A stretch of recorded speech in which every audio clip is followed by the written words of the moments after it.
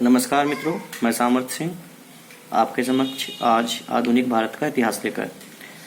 आज का जो विषय होगा वो होगा राष्ट्रीय विद्रोह या स्वतंत्रता संग्राम मानने वाले। ठीक है ना।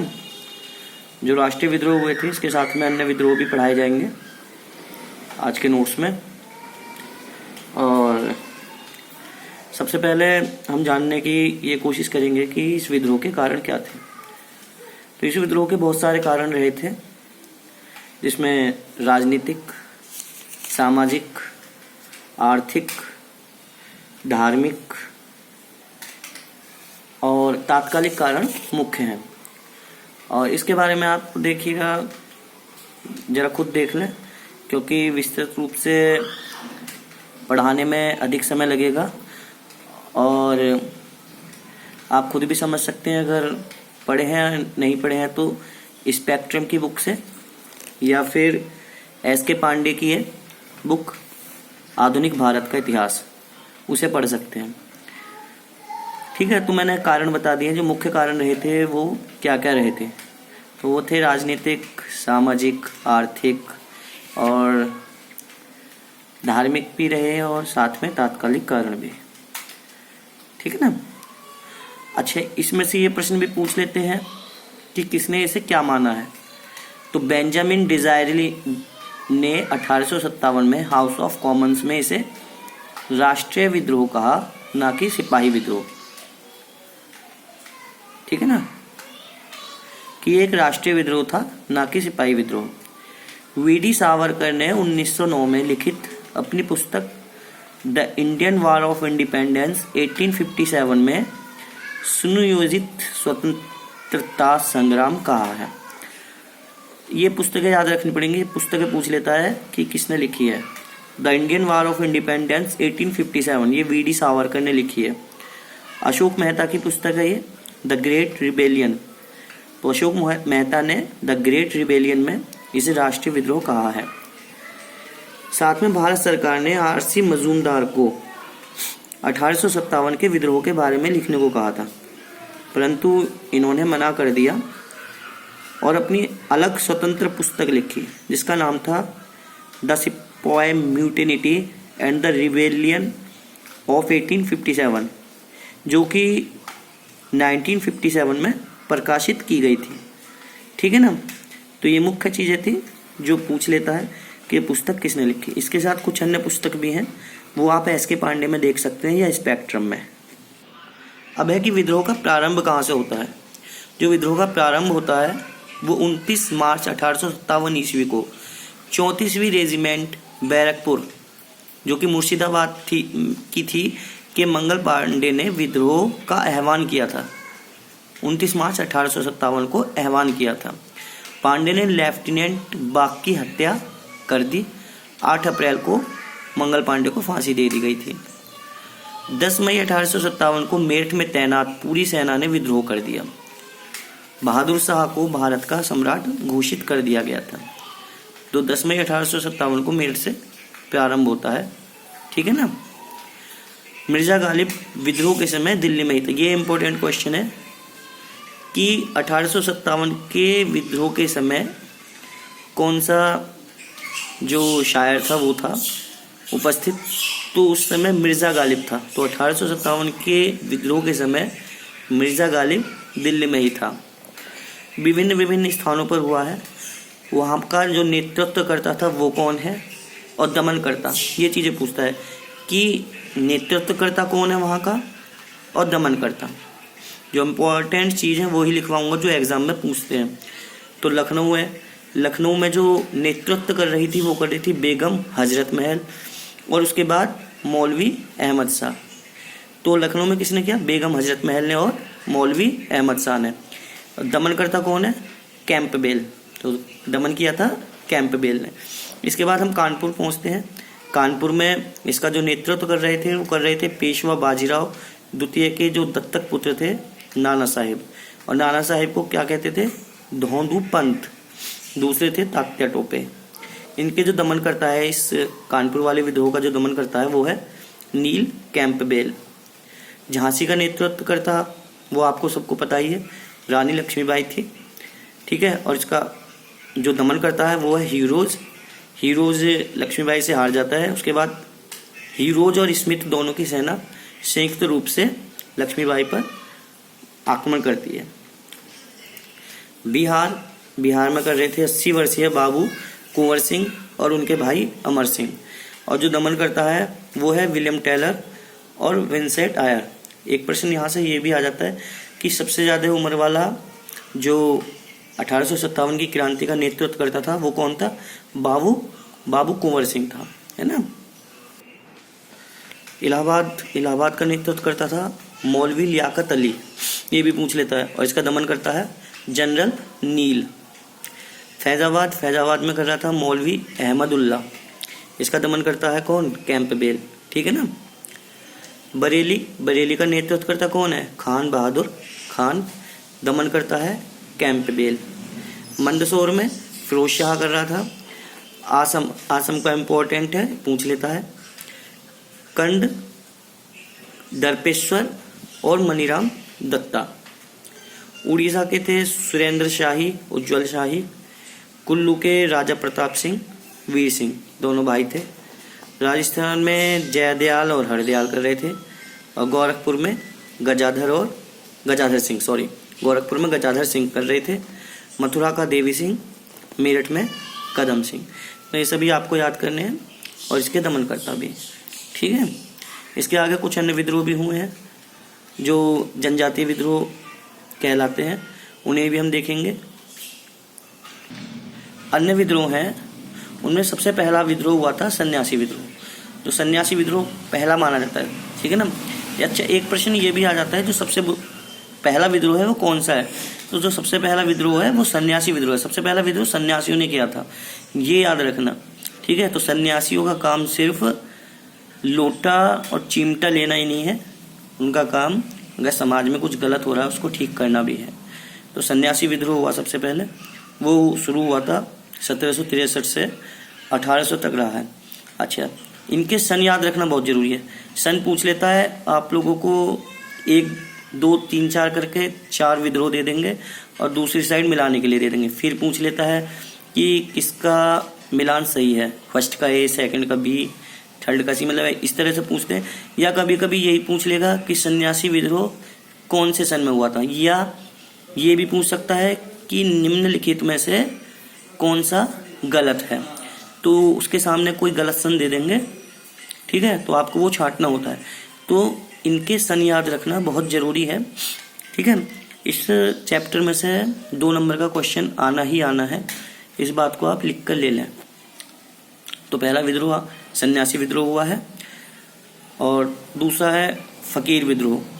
फ़कीर मजमून शाह और चिराग अली, ये हुआ 1776 से 1777 तक रहता है, ठीक है ना, 76 से 77 तक। अहोम विद्रोह इसका किसके नेतृत्व में हो रहा था? गोमधर कुंवर रूपचंद्र कोनार के विद्रोह में। ये हुआ था 1828 से 1833 तक, ठीक है ना, 1828 से 1833 तक। पागलपंथी, ये विद्रोह था टीपू मीर का, 1813 से 1831 तक रहा था। इसे तो याद रखना कि पागलपंथी 13 का उल्टा 31, ये एक सांप्रदायिक विद्रोह था, ठीक है ना। फिर है फरेजी विद्रोह। फरेजी ये दादू मीर का है, ठीक है ना। इसे ऐसे याद रख सकते हैं कि फरेजी विद्रोह का नेतृत्व करता कौन था? दादू मीर। फर्ज निभाएंगे दादू, ठीक है ना, फर्ज निभाएंगे दादू। इनका पूरा जो नाम था वो था मोहम्मद मोहसिन। 1820 से शुरू होकर 1858 में ख़त्म होता है ना। फिर आता है बहावी। ये बहावी जो विचारधारा है, जिसके आतंकवादी जिस विचारधारा को मानते हैं उसे बहावी विचारधारा कहते हैं, ठीक है ना। ये वही बहावी विचारधारा है जिसके Osama bin Laden, al Zawahiri, ये बहुत सारे जितने भी आतंकवादी हैं ये इसी विचारधारा को मानने वाले होते हैं। ये सैयद अहमद द्वारा शुरू किया गया था, 1830 से 1860 तक रहा था। 1860 में इसे अंग्रेजों ने दमन कर दिया, परंतु ये विचारधारा चल रही है आज भी, ठीक है ना, ये विचारधारा आज भी चल रही है। विद्रोह खत्म हो गया था, ये एक सांप्रदायिक विद्रोह था और जो इसका जो मोटो था या लोगो कह लो या मोटो कह लो वो था मुसलमानों का मुसलमानों के लिए मुसलमानों द्वारा, ठीक है ना। ये बहावी का जो मोटो था वो ये था, ठीक है ना, मुसलमानों के लिए मुसलमानों के द्वारा। और कब तक रहता है? 1830 से 1860 तक। कूका विद्रोह इंपॉर्टेंट है, ये पूछते हैं कि कूका विद्रोह किसने किया था? भगत जवाहरमल। कब से कब तक रहता है? 1840 से 1872 तक। नामधारी ये बाबा राम सिंह ने चलाया था, और ये बाबा राम सिंह भगत जवाहरमल के साथ ही थे। कूका विद्रोह के साथ ही ये नामधारी विद्रोह चलता है, ठीक है ना। दोनों एक साथ कहे कि कूका से ही निकलकर नामधारी आया, ठीक है ना। और जो नामधारी थे ये गौ हत्या के विरुद्ध थे, है ना। उसके बाद आता है भील विद्रोह। भील विद्रोह महाराष्ट्र में जो इसका नेतृत्व कर रहे थे वो दशरथ कर रहे थे, और महाराष्ट्र में ये चला था 1820 से लेकर 1857 तक। राजस्थान में इसका जो नेतृत्व करता थे वो थे दौलत सिंह, 1821 तक किया। उसके बाद मोतीलाल तेजावर ये 1921 में करते हैं। किसके विरुद्ध? बेट बेगार के विरुद्ध। एक परंपरा थी बेट बेगार, तो उसके विरुद्ध करते हैं मोतीलाल तेजावर। सांथाल विद्रोह कान्हू और सीधू के नेतृत्व में हुआ था 1855 से 1856 तक, और जो क्षेत्र था इसका था बिहार क्षेत्र, है ना। फिर आता है मुंडा या उलूखनी या सरदारी लड़ाई।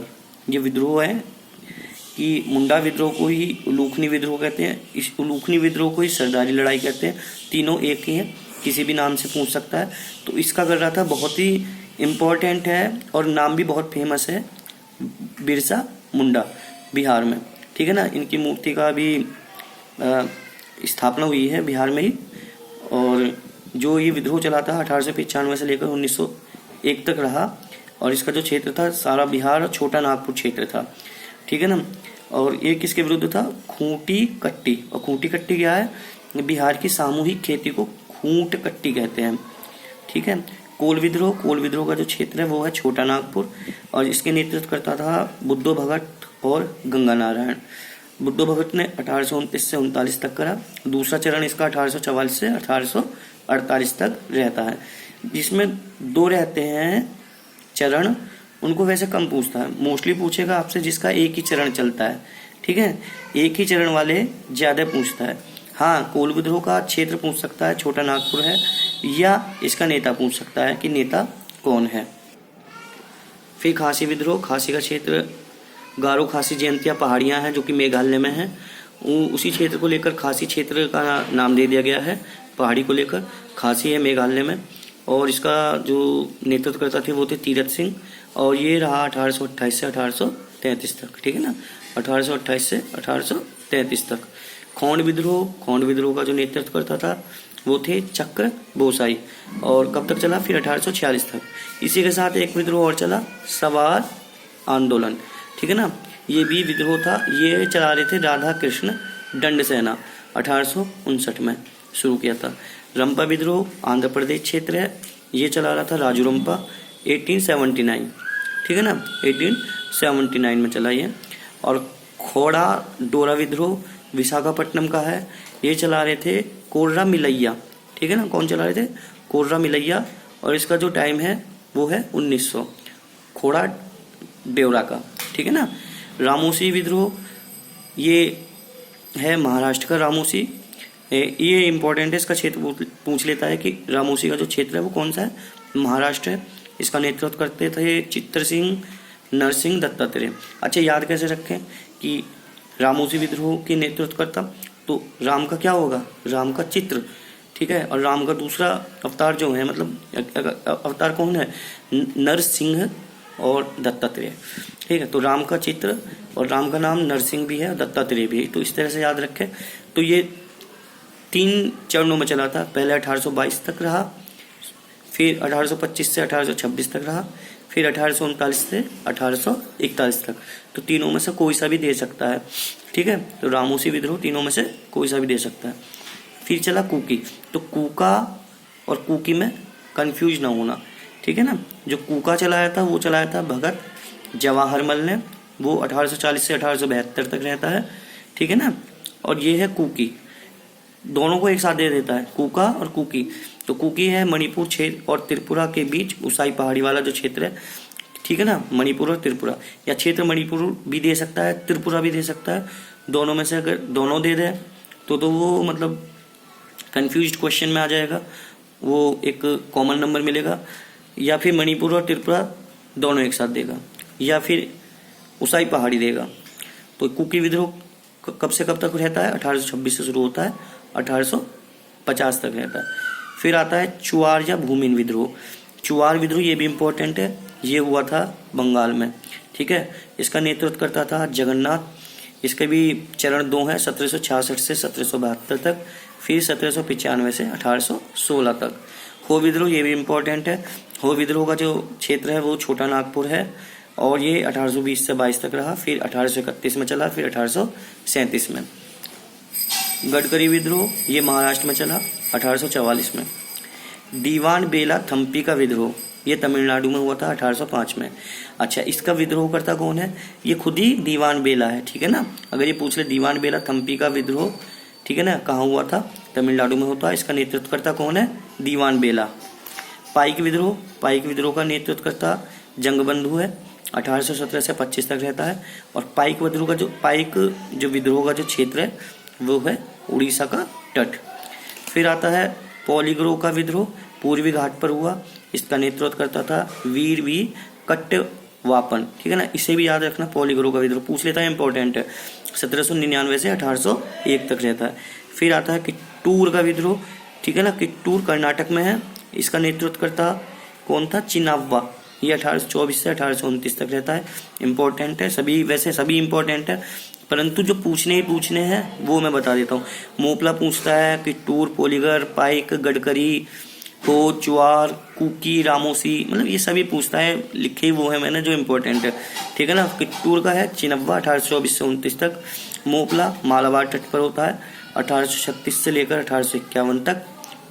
कच्छ का जो गुजरात जो क्षेत्र है, कच्छ गुजरात का, वहाँ भारमल और झरेजा कर रहे थे, 1819 से 1831 तक रहता है। खामती जो विद्रोह है वो उसका है खवा गोहाई और रूनु गोहाई।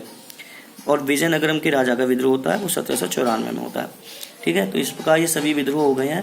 2 नंबर का एक क्वेश्चन आना ही आना है, ठीक है ना। तो इन्हें याद रख लें।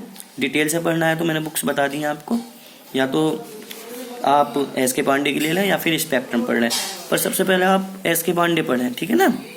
वो तो डिटेल के लिए है, टेस्ट निकालना है, कोई भी मतलब टीजीटी हो या फिर कोई भी एग्ज़ाम जिसमें जीएस आती है। आप पीसीएस के लिए नहीं है, पीसीएस के लिए तो भाई डिटेल से पढ़ना पड़ेगा, उसमें तो बहुत सारी चीज़ें देते हैं। और अन्य एग्ज़ाम है बहुत सारे हैं, जैसे कि पटवारी है और यूपी के बहुत से एग्ज़ाम्स हैं, और विशेषकर टीजीटी के, ठीक है ना। तो उसके लिए ये इम्पोर्टेंट है। इसमें से 2 नंबर का 3 नंबर का लग सकता है, ठीक है। तो इसे पढ़ लें और वीडियो को लाइक करें, शेयर करें, सपोर्ट दें। धन्यवाद। आगे फिर एक नई वीडियो डालूंगा, ठीक है ना। ओके।